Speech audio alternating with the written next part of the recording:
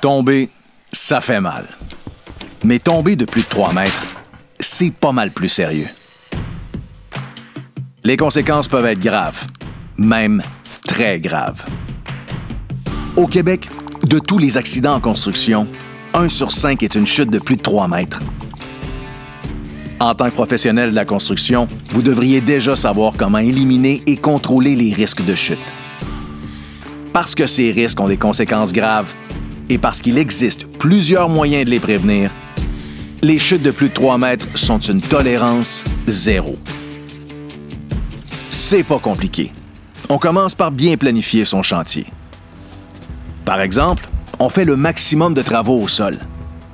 Quand c'est pas possible, il faut installer un garde-corps.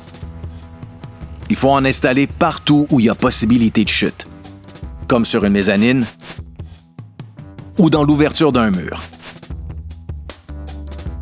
Le garde-corps doit être construit de façon conforme.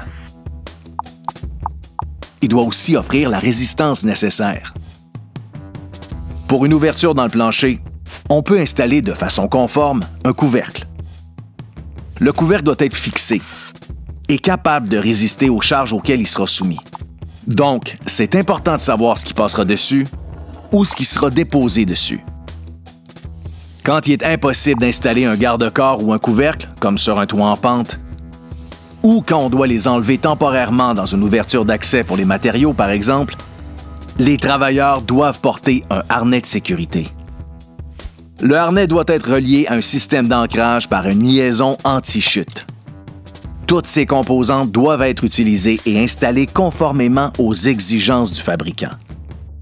Ici, c'est pas le temps de se patenter quelque chose. Être professionnel, ça part d'une bonne planification pour se rendre à la fin des travaux en toute sécurité.